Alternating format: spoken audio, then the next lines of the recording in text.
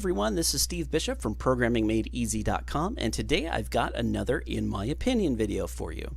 Now, these In My Opinion videos, along with doing interviews, it's also an opportunity for you guys to ask me whatever kind of question that you want. And that could be on really any particular topic that you want. It doesn't necessarily have to be programming or technology related. If you've got a religious question for me, or ask me about evolution, or if you want to ask me my politics, you're welcome to do so, but I will warn you that some of you may not like what I have to say, and it's probably bad form for me to even answer those questions, but you know what? I am a dedicated host. I will answer those questions. Now, if you do have one of those questions, and if you do have a technology question, feel free, of course, to ask that. To do so, it's a very, very simple process. Below this video, there is a comment section. And in that comment section, people can type on their keyboards questions that they want to ask me for these videos. So if you have a question, feel free to just go into the comment section below this video and ask that question. Now, that is precisely what Luca Bottassini did, and because Luca asked me a question, I am going to go ahead and answer it. So Luca, and again, his last name is Bottassini, and I apologize if I am mispronouncing that. I am terrible with last names, and it's entirely possible that's the reason why some of you don't bother asking me questions, is because you don't want me to butcher your last names. So if you don't want me to butcher your last name, and you are really afraid of that, just feel free to ask me the question anyway. Just tell me, hey, don't butcher my last name, or give me some sort of pronunciation help or something. So anyway, Luca asks, he says, "Hi Steve, congrats. I like your videos and how you explain complex things in a very understandable way." Well, thank you, Luca. I really appreciate that. He says, "I have a question for you. I was a web developer once upon a time. The time where PHP, MySQL, and Apache roamed the vast plains of the Serengeti." No, that's not really actually what he asks. He says, "The time where PHP, MySQL, and Apache were the hottest technology to build an interactive web page." Now, before I go too much further into his question, I just kind of want to cover real quickly what PHP, MySQL, and Apache are. PHP is a coding language that you use to develop your business rules. If you're watching at all any of my ASP.NET series, you'll know that C# is the coding language behind the ASP.NET platform. Well, PHP is a coding language that you can use to develop applications on the web. So that's where you do things like class structures, connecting to databases, displaying HTML content, that sort of thing. Now, MySQL is a database, which is an alternative to Microsoft SQL Server. MySQL is a free database that's out there. Typically, it's free. You can also get a paid version, which is a bit more robust. And then there's Apache. Apache is a web host, and if you're at all familiar, again, with .NET, IIS or IIS Express is typically a host that you would use. There's also Kestrel, which is part of the OWYN standard now. And Apache is a web host. It is what actually hosts the content for your website. So the HTTP and HTTPS requests actually get intercepted by Apache, and then Apache asks PHP to figure out how to respond to that request. So that's what those three architectures are for. And I just kind of want to also touch on knowing those three technologies in the past and even today. Those three technologies were very, very they were used a lot. Okay, they were basically the main way that people developed web applications, and that was because if you knew those three type of architectures on top of a Linux box, you had a very cheap way of hosting your websites, because Linux is, you can get free Linux versions, PHP is free, MySQL is free, and Apache is free. So they're all free technologies that you can put on your box. And then if you had any sort of hosting service, where someone else was hosting your service for you, typically the LAMP stack, the Linux, Apache, MySQL, and PHP, was a cheaper alternative to any of the .NET architectures or any of the other type of hosting services. So LAMP is typically the most common way that even today you'll see services being provided for web applications. So knowing those three technologies, the Apache, MySQL, PHP, means that you have cross-platform. You can actually install those three technologies on a Windows machine or on a Mac machine, an Apple machine. And you can run your application on any one of those different types of operating systems. So you have a huge advantage by being able to run your application on any of those platforms. And that was a really big reason why the LAMP stack was so popular. So let's go back into his question here. I'm sorry if I went too far along on that tangent, but I just want to make sure everybody's caught up to speed on these technologies and these terms. So Luca goes on to say, I learned how to use it and develop some interesting websites using HTML with Dreamweaver as a visual development environment, and Zend for the PHP coding, as well as MySQL. So again, just a quick little explanation. Dreamweaver, for those of you who haven't heard of it, is a development environment, that you can develop your, typically you develop your front end with, your HTML, your CSS, some of the JavaScript things. And Dreamweaver also has the capability of doing some of the PHP work, so you can do your PHP classes and some of that behind it too. However, PHP developers typically did not like Dreamweaver as their development environment for PHP.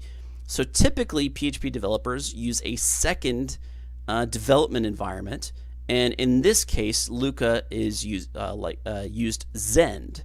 And Zend is a very popular IDE. NetBeans is another very popular one. There's really a lot of them. Eclipse.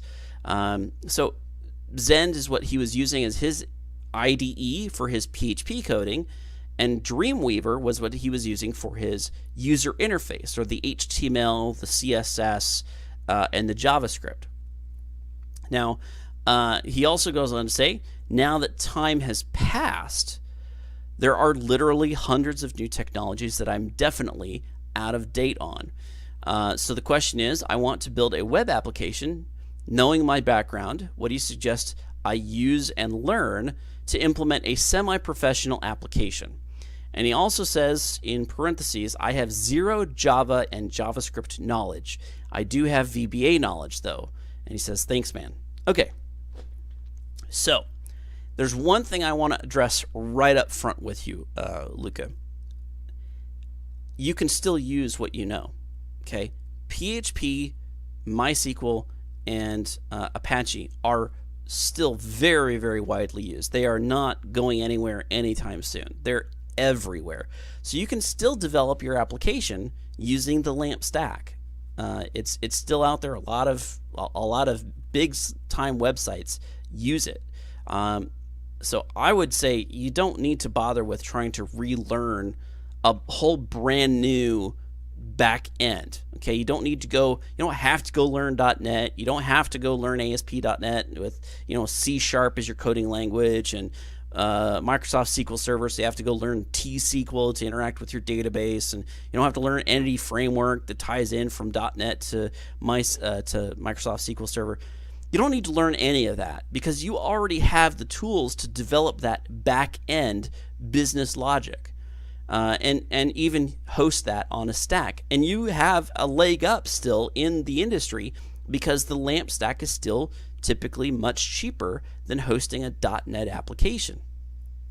So I would say you don't need to go relearn all that, but there is one technology, and I think you already know what I'm going to say here, that you have to learn, and that is JavaScript. You absolutely must learn JavaScript. If you are going to do any sort of web development, you need to learn JavaScript.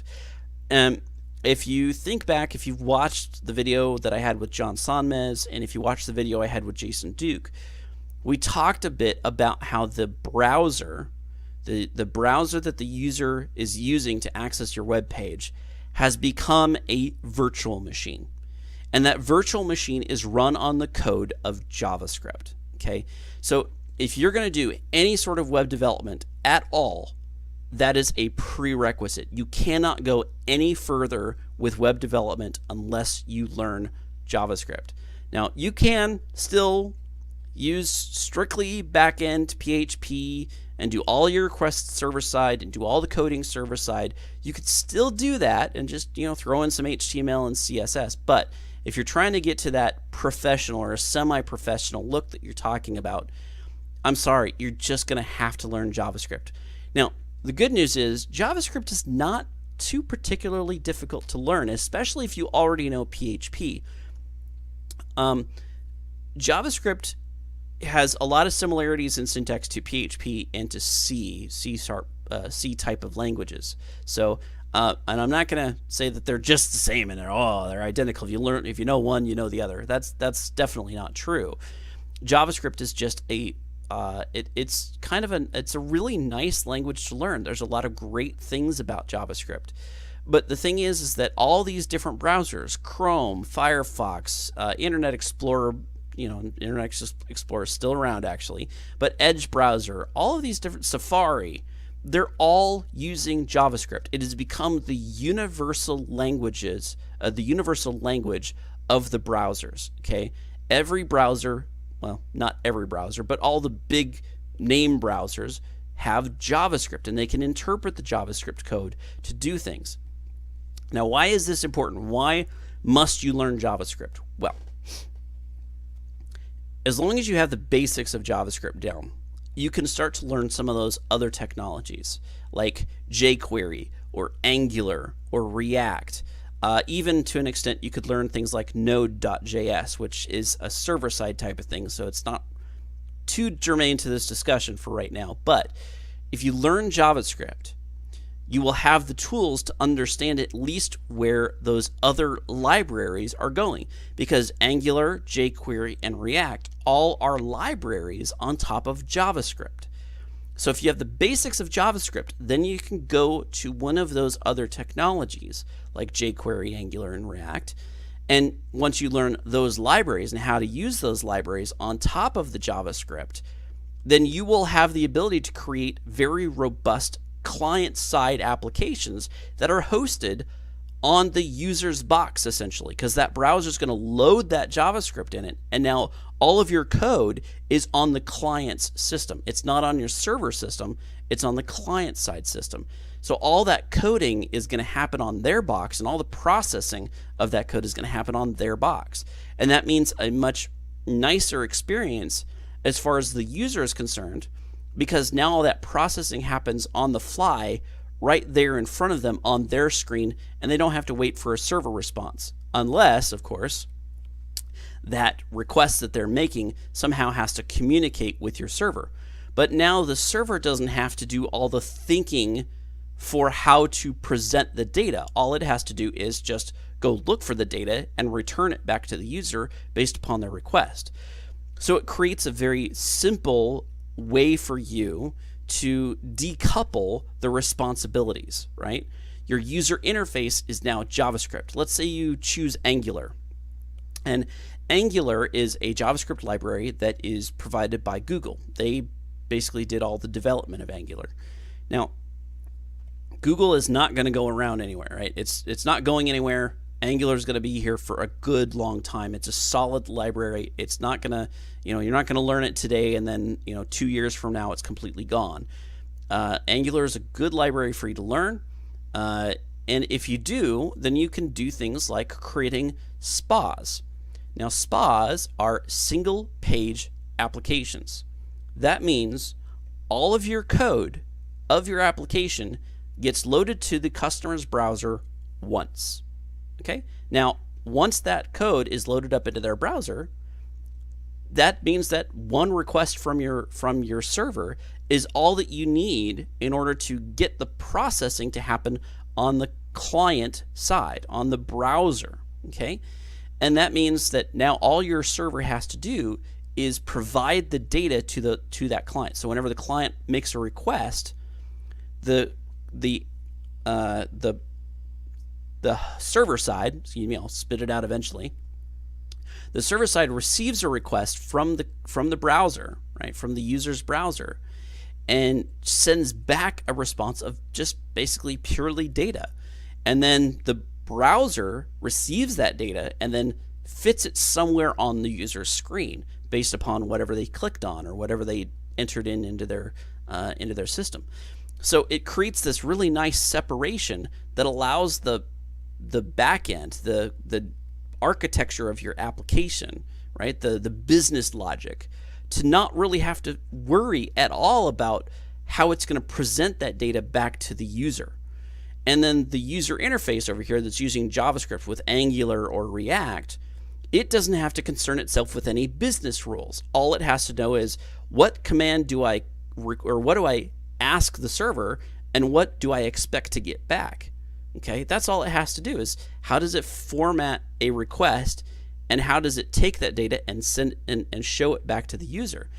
And that splitting up of the responsibilities means that the processing power required to get that request completed is split in half, and the responsibilities are divided up against the two different sides. So you get typically, or you can, and obviously there's ways of spoiling this, but typically you can provide some very fast and responsive applications that the client is going to see and love because they're getting immediate feedback from that application right away. And the server doesn't have to think real long and hard about how it's going to display the HTML or the or any of the logic of what's going to appear on the web page. So if you can learn JavaScript, that's a good starting point, and that'll at least get you to the point where you can do some really nice, cool things with the way that a page looks and acts.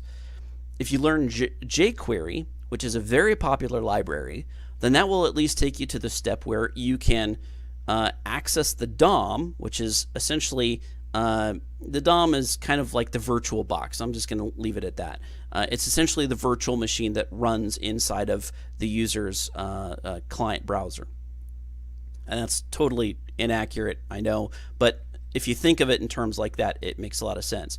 But the jQuery is able to access the DOM and manipulate all those different elements on the user's browser without having to make another server-side request. It can just, hide an element. So you can hide a picture or make it larger or show it. You can swap things around. You can, I'm not even scratching the surface with what jQuery can do.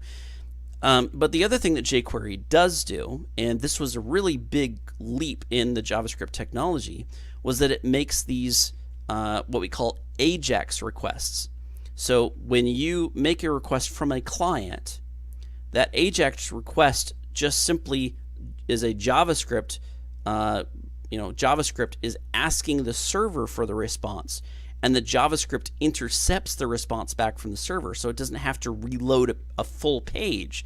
Instead, the JavaScript knows how to send and receive those requests to the server, and that means you don't have to go to a new web page. You don't have to reload an HTML code because all your code can still pre-exist on that page. And now jQuery, with this AJAX call that asks the server for some information, will receive that information and then just know how to format it and put it back into the user experience. So jQuery is probably the next step if you want to at least get to the bare minimum of presenting a really nice user interface that's professionally designed, professionally developed, and is a really good user experience from start to end. Now, if you want to get real tricky, you want to get to a very robust library that offers you that SPA, that single page application type of technology, then you're going to have to learn either React or Angular. And there are a few other libraries out there, but those are the two most popular right now. And Angular or React, they both do essentially the same thing. They give you a way of essentially coding that client side in a more traditional style of coding where you create classes and you make these classes kind of interact. They're kind of both object oriented in a way, and I know there's actually some inroads being made into making them more functional programming. So if you guys like those keywords of functional programming, then you might be interested in React or Angular.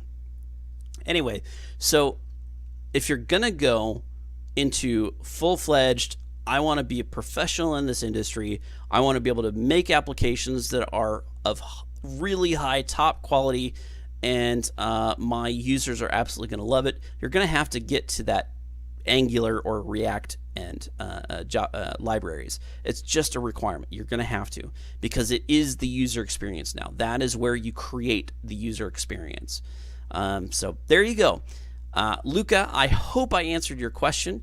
If you have any other questions, or if you thought that this is just the lousiest response you've ever had, you can't believe that I would say something so incredibly stupid, feel free to drop me a line, and I will probably give you some sort of retort. Who knows? I might respond completely poorly to your "how dare you, this is my channel, I get to say whatever the heck I want" kind of attitude, that I just love to display for all you guys. Anyway, if you guys did enjoy this video, please don't forget to like, favorite, and subscribe to this channel. For those of you guys interested, I do have a special guest coming up in my next In My Opinion video.